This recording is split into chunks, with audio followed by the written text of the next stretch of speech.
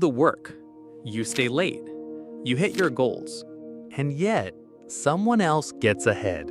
Someone who says less, does less, but somehow commands more. They have a presence, a quiet gravity.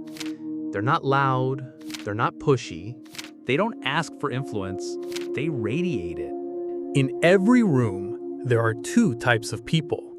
The thermometer, who reacts to the environment, and the thermostat, who sets the environment. That shift, that's silent influence. And it's a skill, one you can learn. Two people. One asks to be heard, the other commands attention by doing less. Here's what influential people do differently. They hold eye contact without forcing it. Their body, still, calm, grounded. Their silence, intentional. Stillness is a message, a powerful one. Meet Kareem. Quiet, focused, never interrupts. He got promoted without ever asking. Why? His manager said, "When Kareem speaks, everyone listens." That's respect, earned in silence. Want to do the same? Here's how. 1.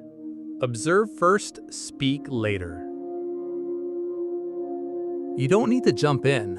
Let others speak, then say something sharp. That one line, that's your reputation. 2.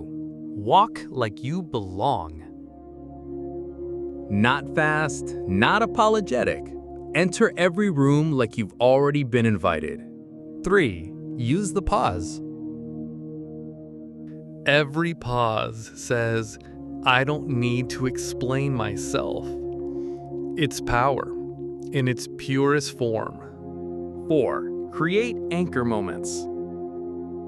Just one clear move per week. People remember moments, not noise. Here's the paradox. The more you chase influence, the more it runs from you. But when you relax, when you choose your words, when you show up without needing approval, people start asking what you think. They wait for your take. They offer you the lead without you lifting a finger. Silent doesn't mean invisible. It means intentional. You don't react, you reframe. You don't ask, you attract. You don't push, you pull. That's the art of silent influence, and it works everywhere.